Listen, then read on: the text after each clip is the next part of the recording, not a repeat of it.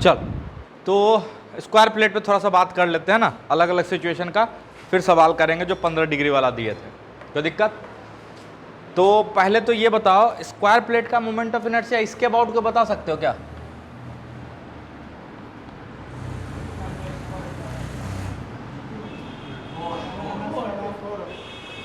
हाँ, m²/4।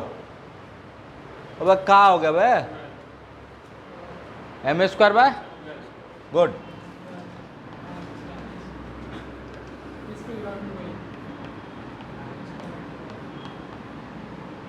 नालायक, rectangular plate था तो mb²/12 होता था और इधर होता था ma²/12। स्क्वायर हो गया तो सब स्क्वायर हो गया। गधा उल्लू। कोई दिक्कत?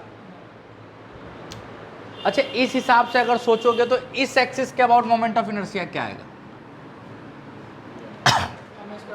m²/6। अच्छा, जो जो पूछते जाते बताते जाना, ढेर सारा सवाल एक साथ हम करते हैं ना, याद आ रहा है? अगर हम बोलें कि इसके अबाउट भी मोमेंट ऑफ इनर्शिया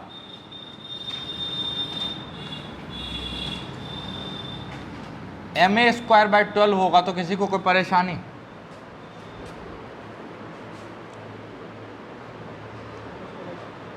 कोई बता सकता है इसके पीछे का लॉजिक? बहुत सारा लॉजिक है। एक तो वो जो रेक्टेंगुलर प्लेट से बताए थे, अरे ma²/12 है ना, कुछ याद नहीं आ रहा, लेमिना वाला से, वहां से सोच सकते हो। दूसरा आप सोच सकते हो कि देखो इस एक्सिस के अबाउट कितना होता है, अभी तुरंत निकालें, ma²/6 होता है। हम इसको Ix और इसको Iy मान सकते हैं। क्यों क्यों क्यों? क्योंकि दोनों परपेंडिकुलर है। बिल्कुल, दोनों परपेंडिकुलर है और उसी प्लेन में है। तो अगेन Ix प्लस Iy। अच्छा, Ix और Iy भी सेम होगा। क्यों? क्योंकि स्क्वायर प्लेट है तो डायगोनल होगा। अरे है ना? तो Ix Iy परपेंडिकुलर भी है, तो हम लिख सकते हैं I प्लस I बराबर ma²/6। और इसको बोल दो I, इसको बोल दो I, और ये Iz। तो I प्लस I बराबर Iz, परपेंडिकुलर एक्सिस थ्योरम। तो वहां से आ जाएगा I अगेन ma²/12, ma²/12। अब हम आपको बोलते हैं कि सिर्फ इसके और इसके अबाउट ही ma²/12 नहीं होता। अगर सेंटर से पास करता हुआ कोई भी एक्सिस है, ध्यान से सुनना, ऐसे सेंटर से पास करता हुआ, इसके अबाउट भी ma²/12 होगा। बस सेंटर से पास करना चाहिए स्क्वायर के लिए। अब वो लोग सर मजा नहीं आ रहा, हम मजा ला रहे। इसी को पूरा सिस्टम को इसके और इसके साथ ऐसे थीटा से रोटेट कर दिया, लेकिन सेंटर से पास कर रहा है, सेंटर से पास कर रहा, पूरा को ऐसे थीटा से रोटेट कर दिया, तो ये ऐसे थीटा से घूम गया, तो ये भी थीटा से घूम जाएगा दूसरा एक्सिस। बिल्कुल ध्यान से सुनते जाना। अभी नहीं पता हमको मोमेंट ऑफ इनर्शिया कितना घूम जाएगा। अरे कुछ नहीं किए, इसी को ऐसे पकड़े और ऐसे घुमा दिए। ठीक है, हम बोले ये मेरा Ix, ये मेरा Iy। क्यों? क्योंकि ये घुमाए हैं तो दोनों घूम रहा है ना, तो अभी भी परपेंडिकुलर है। अच्छा, अभी भी हम बोल सकते हैं कि Ix और Iy बराबर है सिमेट्री से। जैसा इसके लिए सिचुएशन है वैसा इसके लिए भी सिचुएशन है। सिमिलैरिटीज आता है इसको जब घुमाओगे, चूंकि ये स्क्वायर प्लेट है। हाँ, रेक्टेंगुलर होता तो नहीं चलता, रेक्टेंगल होता तो नहीं चलता, लेकिन चूंकि स्क्वायर प्लेट है तो इसको ऐसे घुमाओगे ना, तो जैसा चेंज इसमें आएगा वैसा ही चेंज इसमें भी आएगा। अरे आएगा, अरे बाबा। तो ये अगर Ix है, ये Iy है, तो दोनों I हो सकता है, और I प्लस I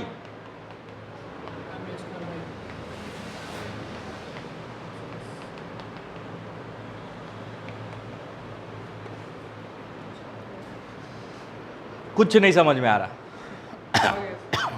मतलब कोई सा भी एक्सिस हो जो सेंटर से पास कर रहा है, स्क्वायर प्लेट है, तो मोमेंट ऑफ इनर्शिया ma²/12 होगा। अरे होगा, अरे होगा। अच्छा, अब सवाल पे आते हैं वापस। ये मेरा सवाल था कि इसके अबाउट बताओ मोमेंट ऑफ इनर्शिया मेरे भाई, जो कि 15 डिग्री बना रहा। कितना बना रहा है? 15 डिग्री। मान लो ये आई है, मान लो ये आई है। ठीक है सर, अच्छी बात है, आई है, कोई दिक्कत? क्या है ये? आई है। ऐसा करते हैं, सेंटर से पास करता हुआ एक लाइन इसके पैरेलल ड्रॉ करते हैं, इसी के पैरेलल।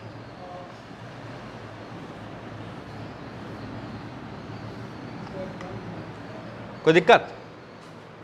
सेंटर से पास कर रहा है और पैरेलल कर सकते हैं ना। अच्छा, इसके about moment of inertia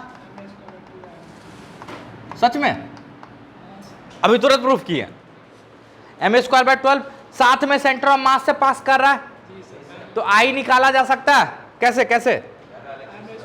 parallel axis theorem. अच्छा, पैरेलल एक्सिस थ्योरम के लिए परपेंडिकुलर डिस्टेंस चाहिए होता। अरे क्या चाहिए होता है? Perpendicular distance. सर ये कैसे निकलेगा?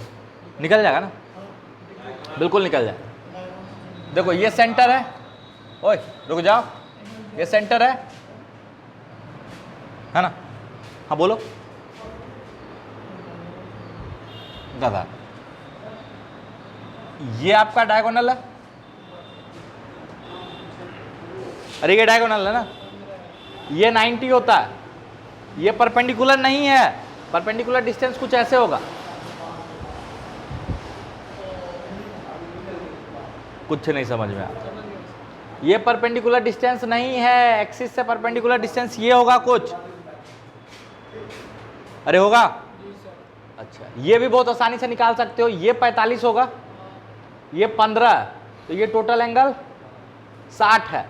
ये हो जाता है a/√2। ये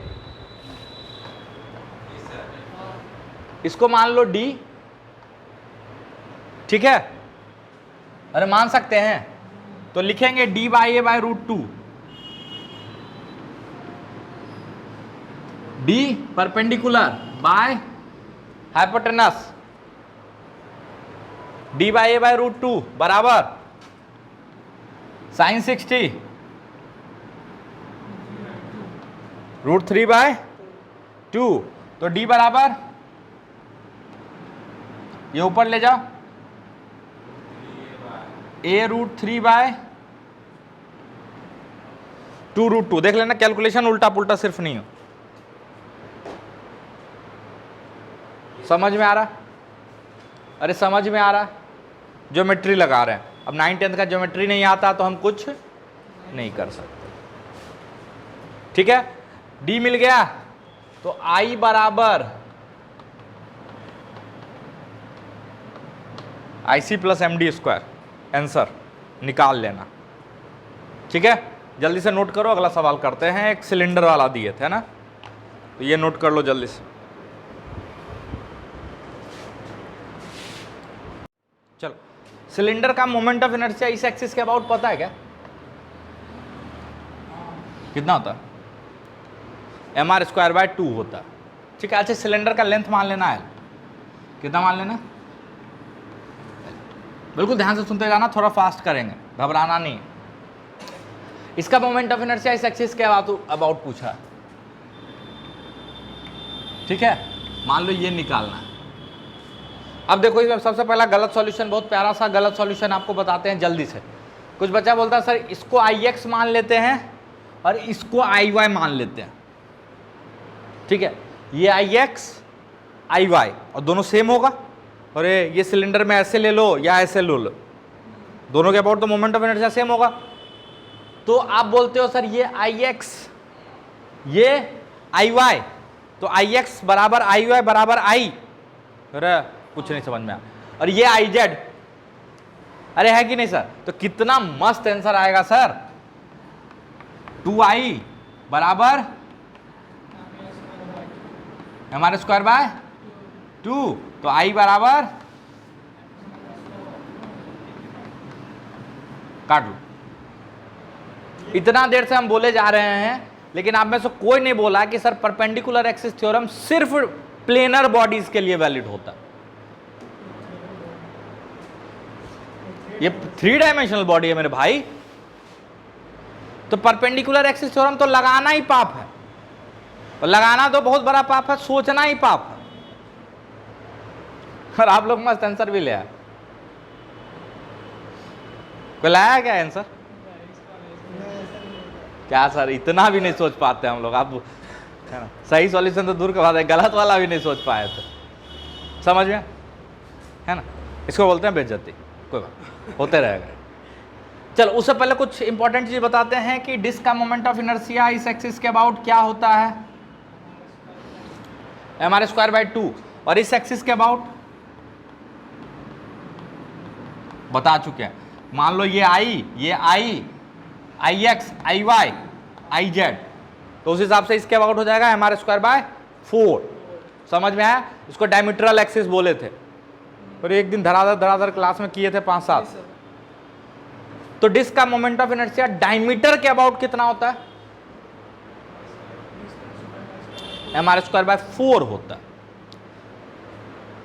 अच्छा, ऐसा करते हैं, यहां से x दूरी पे एक डिस्क कंसीडर करते हैं,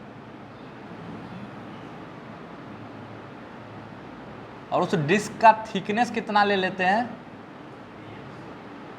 dx। यहां से x दूरी पे dx थिकनेस का एक डिस्क ले लेते हैं। अच्छा, डिस्क कैसे काटे पता? ये बेस के पैरेलल है, बेस के पैरेलल काटे, मतलब जैसे ये है ना, वैसे ये भी डिस्क है। कोई दिक्कत? अच्छा, इस डिस्क का मोमेंट ऑफ इनर्शिया इस एक्सिस के अबाउट बोल दो I1। क्या बोल दो? I1 मान लेते, छोटा सा है, छोटा सा एलिमेंटल डिस्क है, तो dI1। कोई dI1 बता सकता है क्या? dI1 मेरे हिसाब से हो जाएगा, dI1 मेरे हिसाब से हो जाएगा dm, रेडियस क्या है? r²/4, डायमीटर वाला एक्सिस है। अरे इसी को ऐसे सामने से देख रहे हो ना, ये ऐसे रखा हुआ, तो एक्सिस तो डायमीटर वाला ही है ना। अरे ये डायमीटर है मेरे भाई। अच्छा, इसी डिस्क का मोमेंट ऑफ इनर्शिया इस एक्सिस के अबाउट क्या हो जाएगा? di, इसके about di can be written as di1 plus dmx²। बोल सकते हो सर, लगा सकते हैं क्या? बिल्कुल लगा सकते हैं, क्योंकि ये इसके सेंटर ऑफ मास से पास कर रहा, तो पैरेलली शिफ्ट कर सकते हैं ना। di मिल गया। चाहिए क्या? i चाहिए। अरे i चाहिए ना, सारा वैल्यू पुट करो। di बराबर dm r²/4 प्लस dm। अच्छा, यहां पे देखो दो वेरिएबल हमको दिख रहा है, तो थोड़ा सा यहां पे सुधार करना होगा। इसको, इसमें तो कोई जरूरत नहीं है, इसमें r ये सब कांस्टेंट है, dm का इंटीग्रेशन m हो जाएगा, है ना।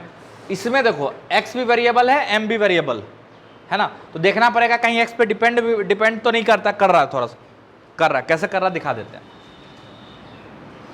इस सिलेंडर का क्या डिफाइन करोगे? Surface mass density, volume mass density की linear mass density? Volume mass density. Volume mass density rho बराबर मेरे हिसाब से हो जाएगा m by area of cross section πr² होता है, जिसको हम a मान लेते हैं, अरे है ना, इंटू l। कर सकते हैं क्या? अरे ये क्या है? Area of cross section. जरूरत होगा बाद में पुट कर देंगे, उसके लिए परेशान नहीं होना। एरिया ऑफ क्रॉस सेक्शन निकालना नहीं आता तो बहुत दुर्गति वाली बात है कि नहीं। क्लास 5th या 6th में पढ़ते हैं, area of circle is πr²। नहीं पढ़े हो क्या? अरे 9th 10th नहीं पढ़े हो ना कोरोना में, 6th तो पढ़े हो गए, तब कोरोना नहीं हुआ करता था अपनी दुनिया में। चल, तो यहां से x दूरी पे जो डिस्क लिए हैं, ध्यान से देखो तो इस डिस्क का जो वॉल्यूम है वो ए डी एक्स है, एरिया इंटू डी एक्स। अच्छा इसका डी एक्स पता है, डी वी पता है, तो डी एम पता चलेगा, rho a d v x M by a l into a d x. देखो इसीलिए हम ए में इंटरेस्टेड नहीं थे क्योंकि ये जाने वाला था। कोई दिक्कत? तो डीएम क्या हो गया, M by L D X. अरे है ना, तो मोमेंट ऑफ इनर्शिया आई हो जाएगा, ये तो एम आर स्क्वायर बाय 4 वाला टर्म आएगा ही, प्लस ये करो तो ये हो जाएगा M by L X square D X, M by L X square D X. X का वैल्यू कहां से कहां लोगे, देखो ये बाइसेक्टर लाइन है, L by two minus L by two, minus L by two से एल बाई टू। ये रॉड जैसा कुछ दिख रहा है हमको, अगर थोड़ा सा इंटीग्रेशन याद हो तो रॉड में ऐसा ही कुछ आया था, M by L X square D X minus L by two से एल बाई टू, जिसका इंटीग्रेशन आया था एम एल स्क्वायर बाई 12। कर लोगे तो भी आएगा। तो इसका मोमेंट ऑफ इनर्शिया आ जाएगा M R square by 4 plus M L square by 12। चाहो तो याद कर सकते हो, थोड़ा सा अगर तमीज लगाओगे तो याद भी हो जाएगा। ऐसा सोचो एक एल लेंथ का रॉड है तो एम एल स्क्वायर बाय 12। अच्छा इसका जो डिस्क है उसका डायमीटर वाला एक्सिस है तो उससे एम आर स्क्वायर बाय 4 खत्म। समझ में आया? याद करने का तरीका, अदरवाइज यही तरीका बनाने का। याद आपको कैसे रहता है ये आपकी मर्जी। आई थिंक यहां तक समझ में आ गया। फिर एप्लीकेशन पार्ट पे चलेंगे, है ना। अब मोमेंट ऑफ इनर्शिया में मेरा बहुत ज़्यादा इंटरेस्ट नहीं है। वो उस तरह का सवाल भी करवाएं क्या, डिस्क है उसका मोमेंट ऑफ इनर्शिया, उसमें से कुछ काट देंगे तो उसका मोमेंट ऑफ इनर्शिया, नहीं काटने वाला में क्या करना, sigma minus sigma, rho minus rho. कर लोगे ना कि होमवर्क दे ही दे? चलो होमवर्क दे देते हैं। होमवर्क लिख लो कि मान लो एक डिस्क है, एक डिस्क है, ये डिस्क का मास m है, इसका मास m है, पूरा डिस्क का मास m है ना, और इसका रेडियस r है। थोड़ा सा अच्छा से कैलकुलेशन करना। इस m मास के डिस्क में से एक छोटा सा डिस्क काट लिया गया जिसका रेडियस क्या था r/2। तो इसका मोमेंट ऑफ इनर्शिया इस एक्सिस के अबाउट बताना। एक्सिस समझ में आ रहा? इसके प्लेन क्या, परपेंडिकुलर। होमवर्क वाला पार्ट है, कल कर लेंगे, है ना, तो हो जाएगा अपना। जो कटिंग वटिंग वाला प्रॉब्लम होता है वो भी हो जाएगा। कोई दिक्कत नहीं, क्योंकि मोमेंट ऑफ इनर्शिया का सवाल नहीं आने वाला बहुत ज़्यादा।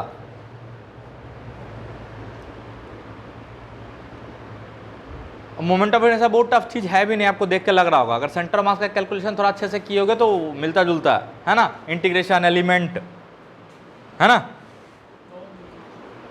कोई दिक्कत? तो ये होमवर्क कर लेना। अब आगे हम लोग पढ़ें तो जल्दी से यहाँ लिखो। कहाँ पे कल हम लोग क्या कर रहे थे लास्ट में? एंगुलर मोमेंटम कंजर्वेशन वाला पार्ट कर रहे थे ना, उसी को आगे बढ़ाते हैं। जल्दी से लिखो। चल जैसे चैप्टर खत्म होगा हो जाएगा, ठीक है। ये चैप्टर खत्म होते टेस्ट हो जाएगा। तो you have to be prepared. अब ये नहीं कि उधर प्रिपेयर कर रहे हैं इधर छोड़ रहे हैं। हम इसलिए बोले कि उधर थोड़ा थोड़ा घुमाओगे ना तो वो यहाँ भी अप्लाई हो रहा, तो दिमाग चलाते रहो उधर भी, है ना। फ्रिक्शन में याद है एक दिन में हम पूरे 1 घंटा में पूरा रिवाइज कर दिए थे फ्रिक्शन तक, है ना। फ्रिक्शन तक तो रिवाइज कर दिए, किसी एक दिन वर्क एनर्जी और सेंटर ऑफ मास रिवाइज कर देंगे 1 घंटा में, 1.5 घंटा में, है ना। तो थोड़ा सा पढ़ोगे तब तो रिवीजन होगा। समझ में आ रहा? चल हाँ, टेस्ट ऑब्जेक्टिव भी होता है ऑब्वियसली, बट मल्टीपल करेक्ट भी होता है यहाँ। मतलब एक सवाल में एक से ज़्यादा करेक्ट हो सकता है। चल मतलब जेई पैटर्न का होगा बिल्कुल, मैट्रिक्स मैच ये सब जो होता सब रहेगा। आगे चलें। हम लोग बात कर रहे थे लास्ट क्लास में, कुछ चीज़ को जल्दी से रिवाइज कर लेते थोड़ा फास्टली, थोड़ा सा रिकैप हो जाएगा ना। एक चीज़ पढ़े थे एंगुलर मोमेंटम कंजर्वेशन, कि अगर किसी पॉइंट के about net external torque system पे 0 है तो इसका मतलब उस पॉइंट के अबाउट सिस्टम का एंगुलर मोमेंटम जो इनिशियल था वही होगा उस पॉइंट के अबाउट सिस्टम का एंगुलर मोमेंटम फाइनल। इसको बोलते हैं principle of conservation of angular momentum. बिल्कुल बेसिक प्रिंसिपल है, बिल्कुल बेसिक प्रिंसिपल है, बिल्कुल फंडामेंटल लॉ। कोई दिक्कत? इसी का एक वर्जन जो रिजिड बॉडी के लिए वैलिड है वो क्या था कि अगर मानो किसी पर्टिकुलर एक्सिस के अबाउट नेट एक्सटर्नल टॉर्क क्या है, 0 है, तो उस एक्सिस के अबाउट एंगुलर मोमेंटम कांस्टेंट रहेगा, है ना। और एक्सिस के अबाउट एंगुलर मोमेंटम क्या होता है? आई ओमेगा। और एंगुलर मोमेंटम का वो कंपोनेंट जो एक्सिस के अलोंग हो वो क्या होता था? आई ओमेगा। लेकिन अगर बॉडी सिमेट्रिक एक्सिस के अबाउट घूम रहा है तो आई ओमेगा ही टोटल एंगुलर मोमेंटम भी हो जाता था। कोई दिक्कत? तो इसमें क्या हो जाएगा? I1 omega 1 equal to I2 omega 2। याद आ रहा है? अरे याद आ रहा है।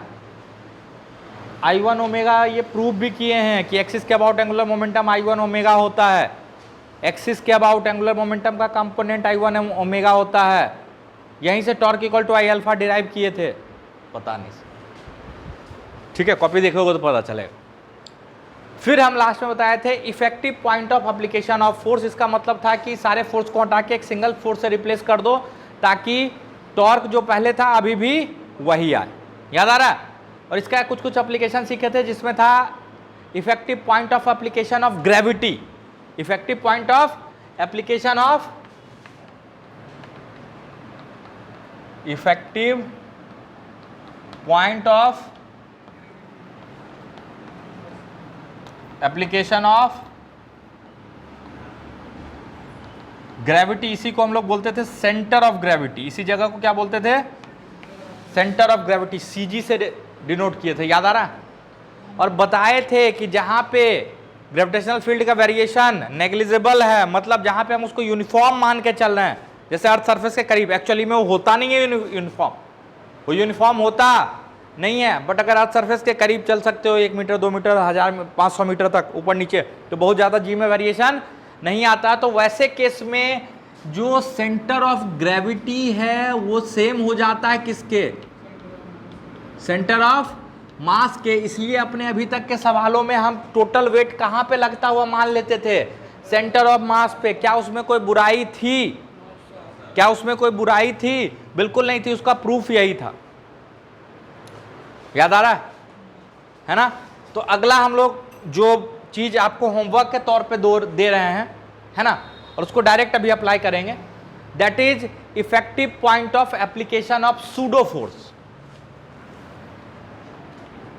मतलब अगर नॉन इनर्शियल फ्रेम से काम कर रहे हो, कहां से काम कर रहे हो, तो सूडो फोर्स भी लगाना पड़ेगा। सूडो का भी टॉर्क लिखना होगा ना। Effective point of application of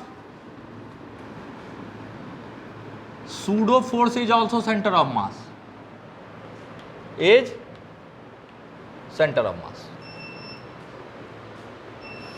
effective point of application of pseudo force क्या होता है? सेंटर ऑफ मास होता है। ये आप घर से प्रूफ करके आओगे कि जैसे याद है ना सेंटर ऑफ ग्रेविटी वाला प्रूफ किए थे, वैसे ये प्रूफ करके आओगे। तो दिक्कत क्या प्रूफ करके आना है कि effective point of application of pseudo force is centre of मास। मतलब सूडो फोर्स को, ढेर सारे सूडो फोर्स अगर लग रहा है किसी पे या अलग अलग पार्टिकल के सूडो फोर्स को कंबाइंडली कहां दिखा सकते हो?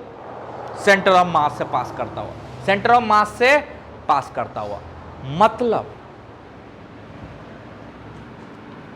याद करो ये जो इक्वेशन था, net torque about axis is equal to I axis alpha, है ना, है ना। वो सेंटर ऑफ मास के लिए तब भी वैलिड है जब सेंटर ऑफ मास एक्सेलरेट करेगा। ये इक्वेशन सेंटर ऑफ मास के लिए तब भी वैलिड है जब सेंटर ऑफ मास खुद एक्सेलरेट कर रहा है। इसका क्या मतलब है? इसका मतलब है कि net torque about centre of mass equal to I about centre of mass. ये इक्वेशन तब भी वैलिड है जब सेंटर ऑफ मास एक्सिलरेट कर रहा है, इसमें सूडो का टॉर्क लिखने की जरूरत नहीं है। अब बोलोगे सर सूडो का टॉर्क लिखने की जरूरत नहीं है, लिखो ना, 0 आ जाएगा। क्यों? क्योंकि सूडो सेंटर ऑफ मास से पास कर रहा, और सेंटर ऑफ मास के अबाउट अगर टॉर्क लिखेंगे तो सूडो का भी टॉर्क लिखेंगे, लेकिन वो कितना आ जाएगा? 0। वो क्या आ जाएगा? 0 आ जाएगा, वो 0 आ जाएगा ना। तो ये इक्वेशन बिना सूडो के भी लिख सकते हो सेंटर ऑफ मास, असल में लिखते हैं, बट सूडो का टॉर्क क्या हो जाता है? 0। समझ में आ रहा? अच्छा, कहीं और से लिखेंगे तो जो सच में एक्सेलरेट कर रहा, तो आपको एक्सटर्नल फोर्सेस का तो टॉर्क लिखना ही पड़ेगा, साथ में सूडो का भी टॉर्क लिखना पड़ेगा एक्सिस के अबाउट। अरे लिखना पड़ेगा, तब जाके आप आई अल्फा के इक्वेट कर सकते हो। क्यों? क्योंकि ये क्वेश्चन हम इनर्शियल फ्रेम के लिए डिराइव किए थे, याद आ रहा? नॉन इनर्शियल फ्रेम से करोगे तो सूडो का भी टॉर्क इन्वॉल्व करना पड़ेगा। हाँ, लेकिन सेंटर ऑफ मास से लिख रहे हो तो कोई पंगा नहीं है, तब कोई पंगा नहीं है। क्यों? क्योंकि सेंटर ऑफ मास अगर एक्सीलरेट कर भी रहा है तो सेंटर ऑफ मास के अबाउट सूडो का टॉर्क लिखोगे तो क्या आ जाएगा? 0। उसका रीजन क्या है? उसका रीजन है कि effective point of application of pseudo force is centre of mass itself, है ना। अप्लाई करेंगे तो आपको और समझ में आएगा। कोई दिक्कत? अरे कोई दिक्कत तो जल्दी से लिखो।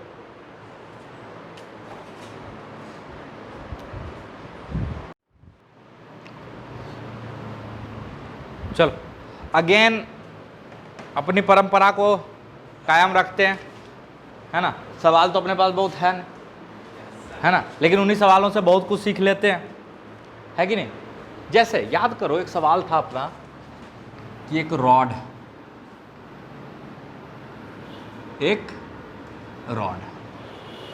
ठीक है, m मास का रॉड था, l लेंथ का रॉड था, बहुत प्यारा सा रॉड था, यहाँ पे हिंज कर दिए थे, है ना, और इसको जस्ट छोड़ने के बाद हिंज फोर्स बताना था।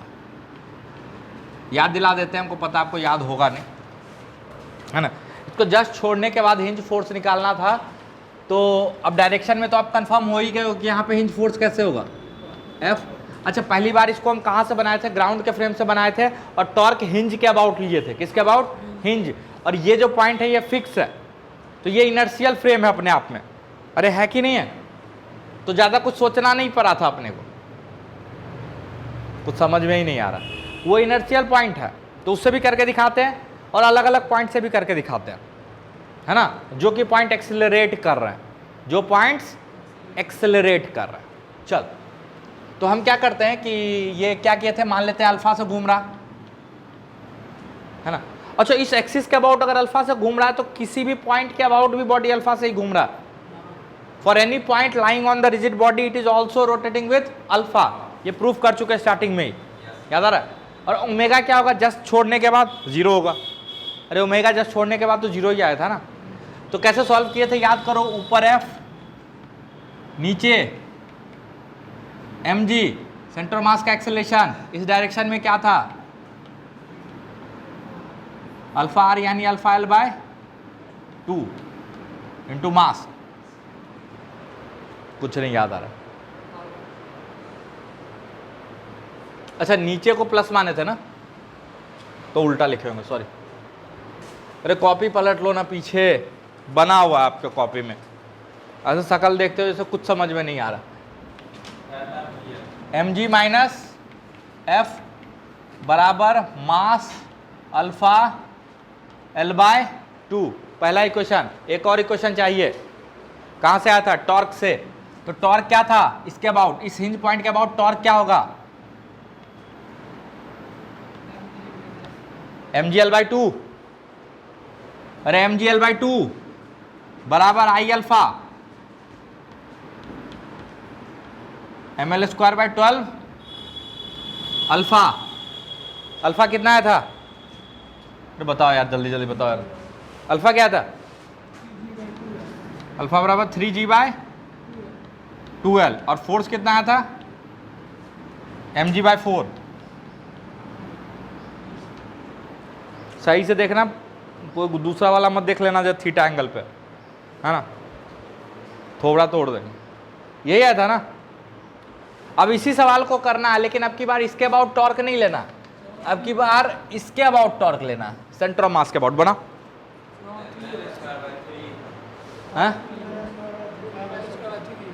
हाँ ml²/3, ये सही है ना, ठीक। यहां तक में कोई दिक्कत? अरे यहां तक में कोई दिक्कत? ये कर चुके हैं ऑलरेडी, अब क्या करना है इसी सवाल को, तो पहला इक्वेशन तो यही आएगा, mg - f बराबर m अल्फा L/2। यहां तक में कोई दिक्कत?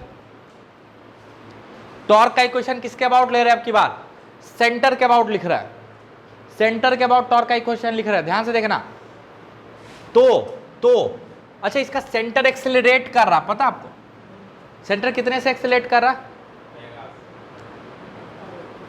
ओमेगा एक्सेलरेशन होता क्या? अल्फा L/2 से एक्सेलरेट कर रहा नीचे, अरे कर रहा है ना, तो सेंटर पे बैठे हो तो एक सूडो लगाना पड़ेगा, क्या? m अल्फा L/2 ऊपर की तरफ, और कहां से लगाना पड़ेगा? सेंटर से। लो डायग्राम बना दे रहे हैं यहां पे।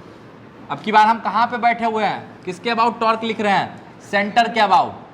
तो नीचे लिखोगे mg, यहां लिखोगे f, और यहां से ही पास करता हुआ, क्यों? क्योंकि point of application of pseudo force is centre of mass. अच्छा, सेंटर ऑफ मास के फ्रेम में, तो फ्रेम का एक्सेलरेशन क्या है? अल्फा L/2 नीचे की तरफ, तो सूडो m अल्फा L/2 ऊपर की तरफ, m अल्फा L/2। यहां तक में कोई दिक्कत है तो तुरंत बताओ। चलो, टॉर्क किसके अबाउट अब की बार लिखने की कोशिश कर रहे हैं? इसके अबाउट। तो टॉर्क क्या लिखोगे? F L/2। ऐसा घुमाना चाह रहा है क्लॉकवाइज। अच्छा, अल्फा का सेंस देखो क्या है, अल्फा भी क्लॉकवाइज में है ना, ml²/12 होगा सेंटर के अबाउट। तो सेंटर के अबाउट मोमेंट ऑफ इनर्शिया क्या होता है? ml²/12 into alpha into alpha. कोई दिक्कत? अरे हाँ ना बोलते जाओ मेरे भाई। अच्छा, इन दोनों का टॉर्क क्यों नहीं लिखे?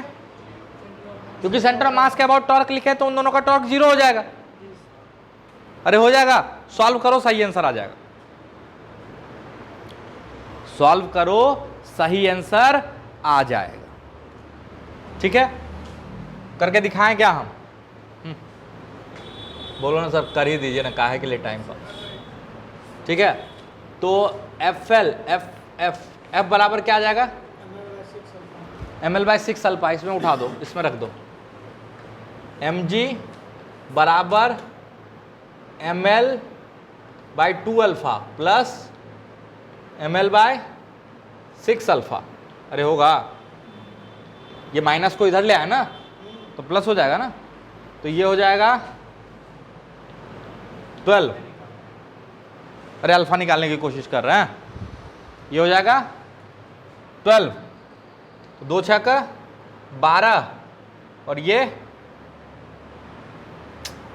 6 2 8।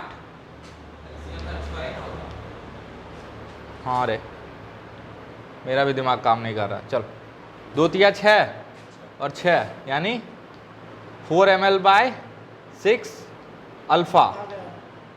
तो अल्फा कितना आ गया? 3g/12। इसमें पुट कर लोगे, आंसर आ जाएगा।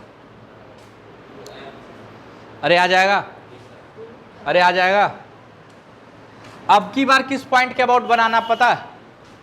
यहां एक पॉइंट ले लो इस एंड पे और ट्राई करो, है ना। जैसे टॉर्क किसके अबाउट पहले लिखे थे? इनर्शियल पॉइंट के अबाउट। ये नॉन इनर्शियल पॉइंट था, ये भी नॉन इनर्शियल पॉइंट है ना, वो भी नॉन इनर्शियल पॉइंट है। तो उसके अबाउट बना के देखो, एक बार ट्राई करो जल्दी से।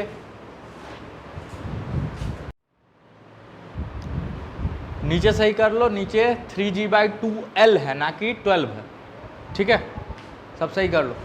फिर हम अगले पॉइंट से बनाते हैं।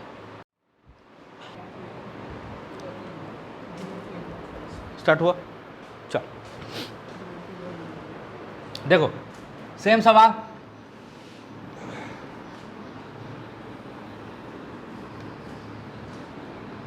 ये हिंज पॉइंट है, ये mg, ये f है ना। तो पहला इक्वेशन तो लिख ही लोगे।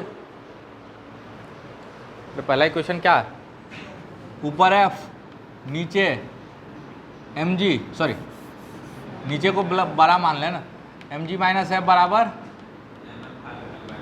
m alpha l/2। ये कौन सा इक्वेशन है पता है, net force equal to MACM। ये net force equal to MACM है, ये point of application of force का इसमें कोई मतलब होता नहीं है। समझ में आ रहा है, समझ में आ रहा है।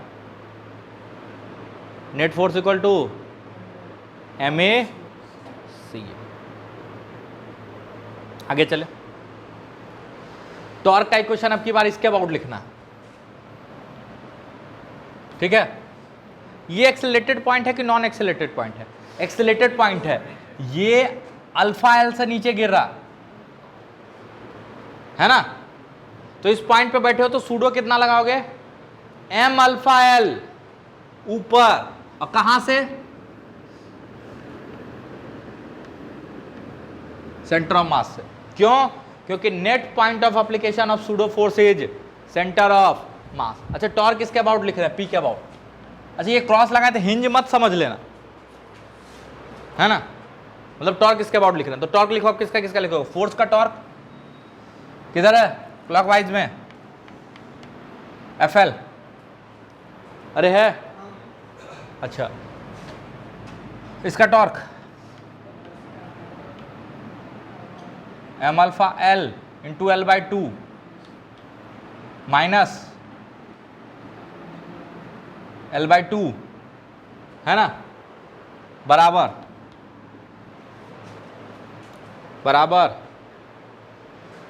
I alpha. अरे इसके अबाउट भी तो अल्फा से ही बॉडी घूम रहा है ना, ए भगवान।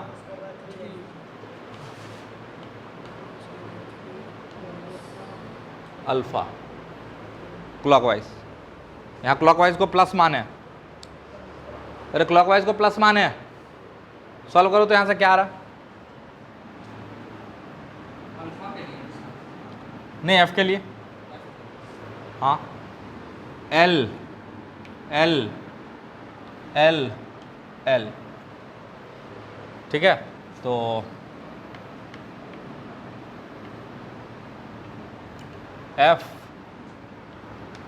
प्लस यह है m अल्फा l/2 और m अल्फा l/3, तो ये उधर जाएगा, तो m alpha l/3 minus m alpha l/2 क्या हो जाएगा, माइनस m अल्फा l/6, अरे हो जाएगा, और ये इधर जाके प्लस हो जाएगा, तो mg/2 minus m alpha l/6, अरे होगा। इसको उठा के इसमें रखो,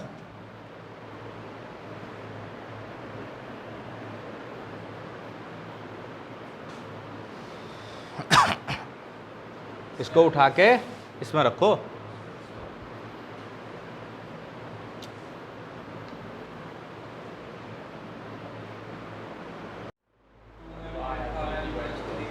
वही आ गया।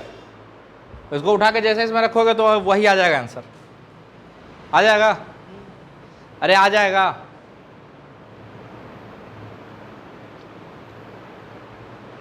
कुछ समझ में नहीं आ रहा ना। अच्छा ये इक्वेशन तो हम ग्राउंड से ही लिख रहे हैं बार बार, है ना, इसको भी पी पे बैठ के लिख के देखें क्या, ये जो पहला इक्वेशन है ना तो ग्राउंड से ही लिखे है ना, net external force equal to MACM, इसको भी पी पे बैठ के लिखे। ये तो टॉर्क का इक्वेशन है, टॉर्क का इक्वेशन हर फ्रेम से लिखना सीख गए हम, इसको भी लिखे पी के फ्रेम से, बिल्कुल लिख सकते हो, कोई दिक्कत नहीं। पी के फ्रेम में चले जाओ तो देखो कौन कौन सा फोर्स लगेगा। ऊपर एफ, ऊपर एफ, ऊपर ही एम अल्फा एल और नीचे एम जी बराबर mass into acceleration of centre of mass as observed by P. अरे एमएससीएम में ऑब्जर्वर जो एक्सेलेरेशन दिखता है वही लिखते हैं ना, हे भगवान। अच्छा इसमें सूडो लिख दिए हैं तो पी पे बैठ के लिख सकते हैं, सूडो फोर्स लिख चुके हैं, M alpha L pseudo force लिख दिए हैं तो उस फ्रेम से हम न्यूटन का सेकंड लॉ लगा सकते हैं। अच्छा ध्यान से देखो तो इसका एक्सेलेरेशन नीचे है अल्फा एल और सेंटर मास का एक्सेलेरेशन नीचे है अल्फा एल बाई 2। इस पे बैठोगे तो सेंटर ऑफ मास ऊपर जाता हुआ दिखेगा, कितने से? अल्फा एल बाय 2 से। अच्छा इसमें प्लस किसको लिए हैं? ऊपर कोई प्लस लिया है ना, तो एम, देखो वही इक्वेशन आ जाएगा सॉल्व करके, करके देखो। ये एफ माइनस एम जी है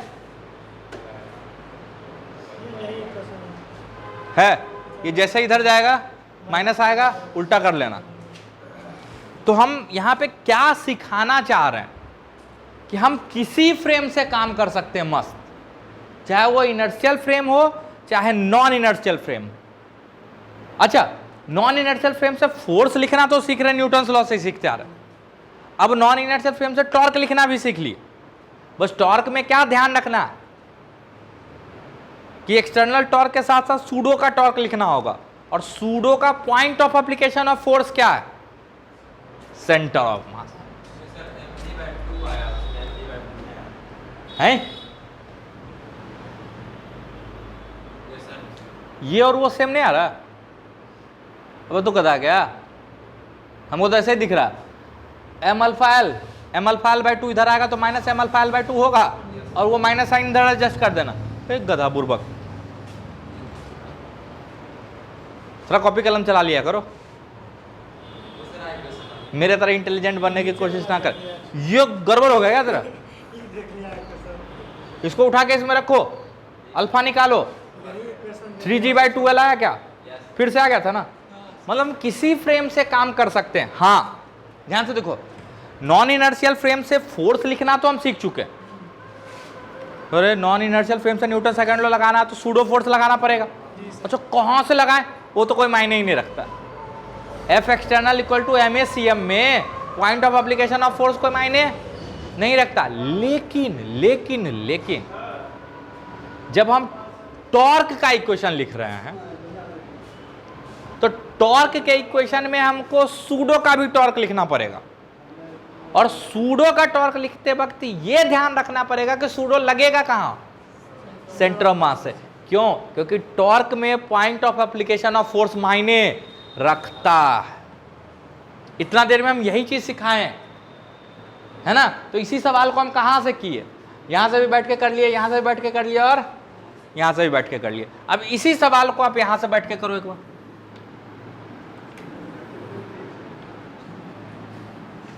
ये एफ, अरे कोई दिक्कत? ये एम जी, और यहां पे मान लो एल दूरी पे एक पॉइंट ले लेते हैं ए। अच्छा ए इनर्शियल पॉइंट कि non inertial? Inertial point, ground पे ले रहे हैं मस्त, मतलब सूडो वूडो का पंगा कुछ है नहीं। ये दूरी कितना है? एल। और यहां से आप ये इक्वेशन लिख के दिखाओ तो आप बोलोगे सर पहला इक्वेशन तो वही आएगा। क्या आएगा?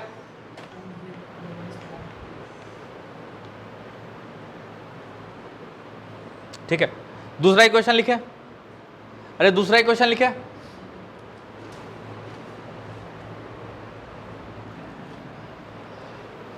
दूसरा इक्वेशन लिखें। दूसरा इक्वेशन क्या होता है? Torque equal to I alpha. तो किसका किसका टॉर्क होगा? एम जी का torque M G into L plus L by 2 minus F into, इसका टॉर्क किधर है और एफ का टॉर्क किधर है? Minus F L equal to I. इसके बाद मोमेंट ऑफ इनर्शिया क्या लिखोगे?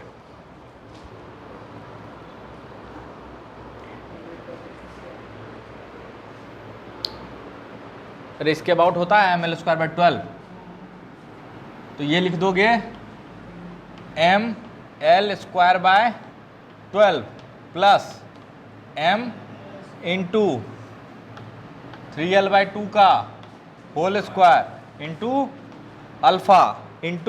अल्फा। सॉल्व करना गलत आएगा, जैसे इसको सॉल्व करोगे तो गलत आएगा। सॉल्व करना, ठीक है, खुद से सॉल्व करना, आंसर नहीं आएगा। क्यों नहीं आ रहा है कोई बता सकता है? अरे कोई बता सकता है? सर नहीं आया तो नहीं आया, नहीं आया मतलब गलत है। वही तो पूछ रहे हैं क्यों गलत है, पंगा क्या है? सब कुछ तो सही लिखे हैं। Net torque equal to I alpha. हे भगवान, बात समझ में आ रही है? सेंटर ऑफ मास एक्सीलरेशन तो लगाता नहीं, आगे बोल क्या उल्टा पुल्टा बोल रहा है। सेंटर ऑफ मास खिसक जाएगा। अभी तो हम हर पॉइंट के अबाउट टॉर्क लिख के दिखा दिए बे, फिर भी तो अजीब बात कर रहा। पहली बात, torque equal to I alpha सिर्फ और सिर्फ एक्सिस पे किसी पॉइंट के अबाउट वैलिड होता है या बॉडी पे। सब भूल गए ना? और पकड़े गए point number 3। Point number 3, torque equal to I alpha और टॉर्क इक्वल टू dl/dt। याद आ रहा है? वहां पे 3 पॉइंट लिखाए थे डिफरेंस में। पहला कि torque equal to I alpha सिर्फ रिजिड बॉडी के लिए वैलिड है, dl/dt जो है वो हमेशा वैलिड है। दूसरा पॉइंट बोलो, बट वो तीसरा पॉइंट था।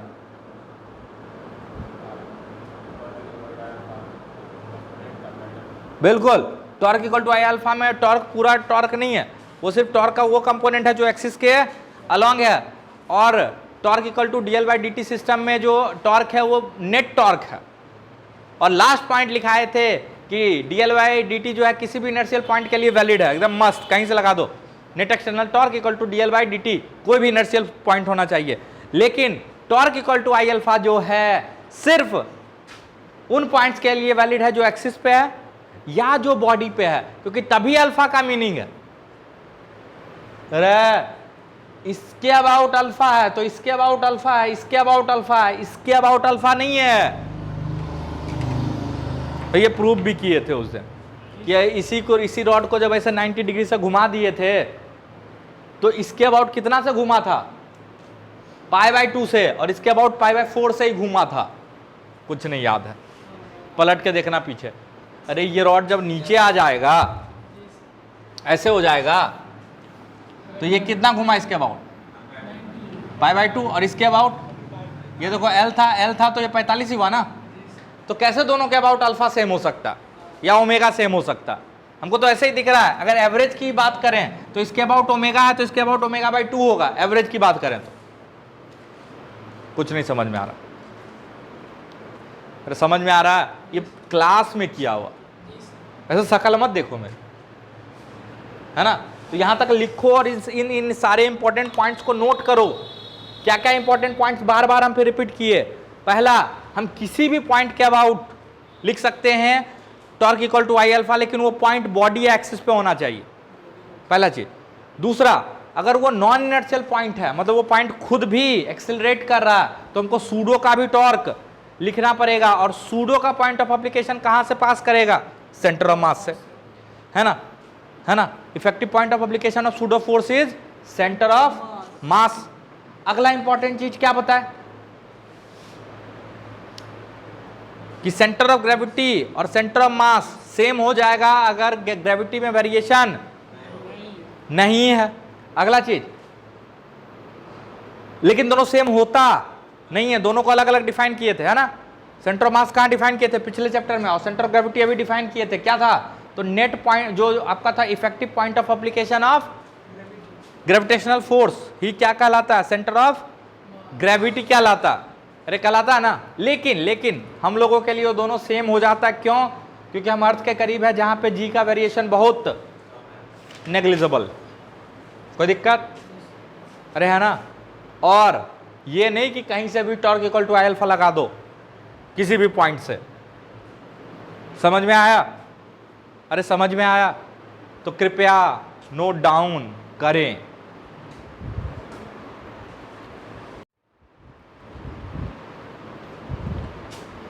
पांच मिनट का टाइम है, इसको प्रूफ करो जल्दी से। Angular momentum of system in any frame, lab frame, ground frame, जो भी बोल रहे, is equal to angular momentum of system in centre of mass frame, angular momentum of system in centre of mass frame plus position vector of centre of mass cross momentum of system in centre of mass frame, sorry momentum of centre of mass, MVC। ठीक है, ये proof करना। इसको बोलते क्या है? तो इसको बोलते हैं momentum of system is momentum of system in centre of mass frame plus momentum of centre of मास। समझ में आया? है ना, ऐसे बोला जाता है, किताबों में ऐसे लिखा होता है, आपको प्रूफ करना ही। जल्दी से शुरू हो जाओ।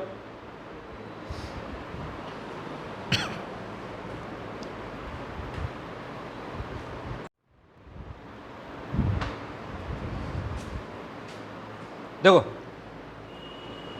ये ith पार्टिकल है कोई सा भी, इसमें बहुत सारा पार्टिकल है, एक ही पार्टिकल नहीं है, हम बस उसमें से एक को दिखा रहे हैं। ith पार्टिकल है जिसका मास m है, पोजीशन वेक्टर ri है, वेलोसिटी उसका vi है। किस फ्रेम में? लैब फ्रेम में या ग्राउंड फ्रेम। अच्छा, सेंटर ऑफ मास का पोजीशन वेक्टर क्या है? rc, और सेंटर ऑफ मास की वेलोसिटी क्या है? vc। कोई दिक्कत? एक पार्टिकल का मोमेंटम क्या लिखोगे? तो आप बोलोगे सर एक पार्टिकल का मोमेंटम हो जाएगा RI क्रॉस MIVI। अरे यही होता है ना angular momentum. Angular momentum is defined as RI cross linear momentum. किसके अबाउट लिख रहा है? ओ के अबाउट, ओ के अबाउट, यही होता है ना डेफिनेशन। तो इसके अबाउट, इसके यहां से इसके रिलेटिव पोजीशन वेक्टर RI है, वेलोसिटी वेलोसिटी पता है, मोमेंटम पता है, तो एंगुलर मोमेंटम लिख दिए। तो सिस्टम का एंगुलर मोमेंटम क्या होगा?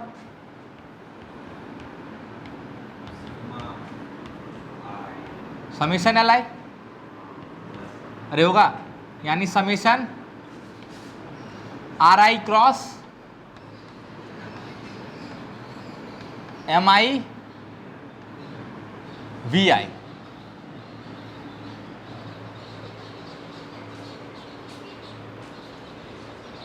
ये क्या किया? बता रहा है क्या किया? अच्छा, position vector of ith particle can be written as position vector of ith particle with centre of mass plus position vector of centre of mass. लिखा जा सकता है नेट मोशन, और velocity of ith particle can be written as velocity of ith particle in centre of mass frame plus velocity of centre of mass.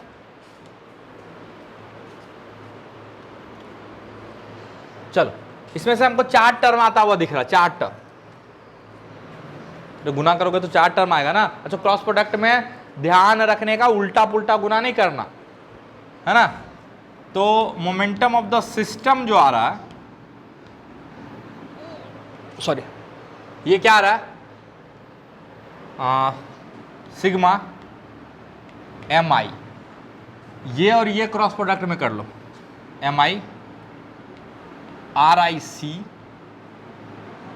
Cross VIC, पहला term. कोई दिक्कत?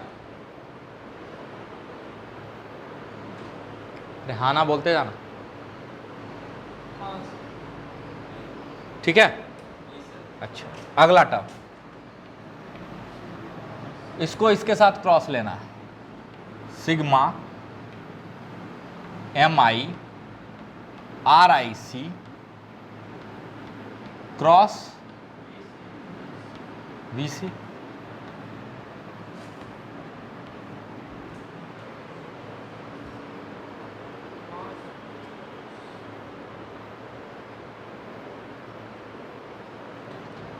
अगला term sigma M I R C cross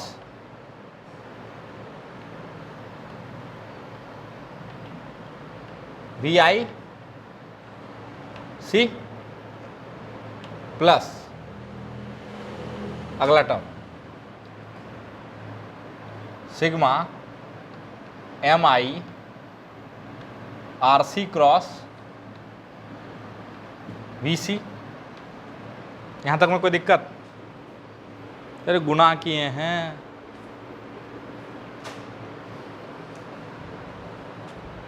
A plus B गुना C plus D नहीं आता है तो हम कुछ नहीं कर सकते हैं जी। अच्छा, ये टर्म जीरो है, ये टर्म जीरो है और ये टर्म भी जीरो। कोई बता सकता है क्यों? ध्यान से अगर देखो इस टर्म को, पहले हम अलग से दिखा रहे हैं, इस टर्म को घेर लेना, एक ये टर्म और एक ये टर्म, दोनों को हम अलग से डील कर रहे हैं। उस टर्म को हम अगर चाहें तो ऐसे लिख सकते हैं sigma M I R I C cross B C. Constant term है, बाहर ले लिए, अरे बाहर ले लिए ना। अच्छा, एम आई आर आई क्या होता है? Position vector of centre of mass multiplied by M. अरे position vector of centre of mass is basically sigma M I R I by M. तो sigma M I R I is basically mass into position vector of centre of mass. अच्छा, ये सब किस frame में लिखते थे? Ground frame में। तो ये सेंटर ऑफ मास की वेलोसिटी किस फ्रेम, सॉरी पोजीशन किस फ्रेम में आता था? ग्राउंड के फ्रेम में आता था। अब यहां पे सब किसके फ्रेम में लिखा? सेंटर ऑफ मास के फ्रेम में। तो ये आएगा mass into position vector of centre of mass with respect to centre of mass. और सेंटर ऑफ मास पे बैठ के सेंटर ऑफ मास का पोजीशन क्या होगा? तो ये टर्म जग गया। इस टर्म पे बात करो, इसमें आरसी को बाहर ले लो, आरसी को, तो बचेगा क्या? Sigma M I V I C. Sigma M I V I C is basically momentum of system in centre of mass frame. नहीं है? अरे M1 V1, M2 V2, M3 V3 क्या होता है? Momentum of the system. लेकिन सब किसके frame में लिखा हुआ? सेंटर ऑफ मास के फ्रेम में। सेंटर ऑफ मास के फ्रेम में सेंटर ऑफ मास का मोमेंटम जीरो होता है।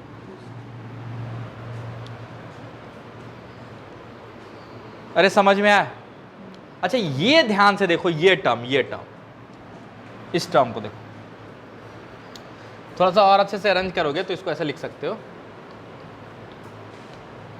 Sigma R I C cross M I V I C, है ना? This is basically angular momentum in centre of mass frame. Centre of mass पे बैठोगे तो हर पार्टिकल का momentum M I V I C दिखेगा, और सेंटर ऑफ मास पे बैठोगे तो पार्टिकल का पोजीशन आर आई सी दिखेगा। अरे है ना? What is this term? This term is momentum of system in centre of mass frame. और रिजिड बॉडी के लिए यही टर्म आई ओमेगा हो जाता है। अगर कोई रिजिड बॉडी सिमेट्रिकल एक्सिस के अबाउट घूम रहा है तो सेंटर ऑफ मास पे से कितना आता था? आई ओमेगा, आई सी ओमेगा। अरे होगा? अच्छा, अभी भूल जाओ क्या होगा वो अलग बात। प्लस इस टर्म को अगर देखो तो इसमें आर सी और वी सी तो कांस्टेंट है, बाहर रख सकते हैं। तो सिग्मा एम आई क्या हो जाएगा? एम। तो इसको लिख सकते हैं R C cross M V C. इसको बोलते हैं सेंटर ऑफ मास का मोमेंटम ग्राउंड फ्रेम में। अरे है ना? मान लो कि सेंटर ऑफ मास एक पार्टिकल होता है ना, जो कि वीसी से चल रहा होता, और उसका पोजीशन वेक्टर क्या होता? आरसी होता। तो सेंटर ऑफ मास का मोमेंटम तो यही लिखते आप, आरसी क्रॉस एम वी सी। अरे है ना? इसीलिए हम बोलते हैं कि सिस्टम का जो मोमेंटम होता है वो होता है सिस्टम का मोमेंटम सेंटर ऑफ मास के फ्रेम में, प्लस उस टर्म को बोलते हैं सेंटर ऑफ मास का मोमेंटम। क्या बोलते हैं? मोमेंटम ऑफ सेंटर ऑफ मास। कोई दिक्कत? कोई दिक्कत? प्रूफ समझ में आ गया?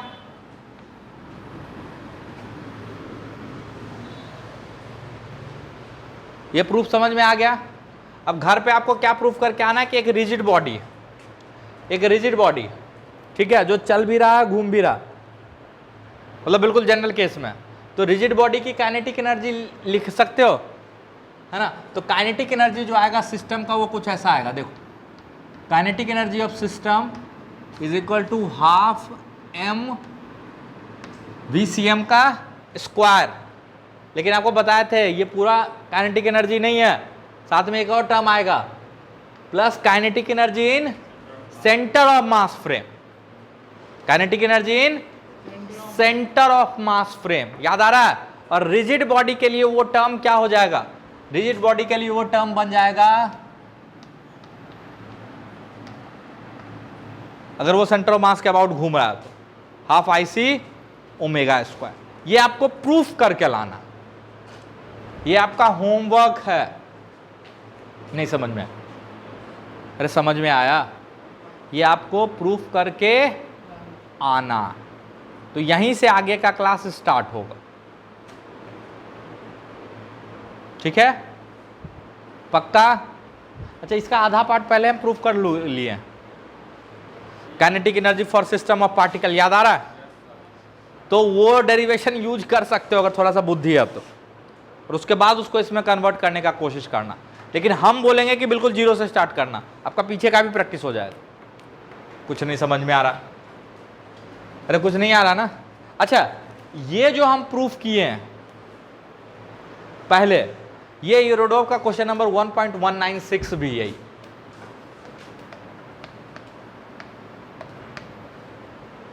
ठीक है? तो यूरोडोव का एक और सवाल हो गया 1.196। कोई दिक्कत?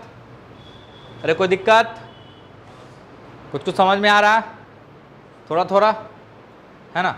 जितना कॉपी कलम खुद से चलाओगे उतना और समझ में आएगा, नहीं चलाओगे नहीं आएगा। आज तक नहीं आया है, आगे भी नहीं आएगा, ठीक है? याद रखिए।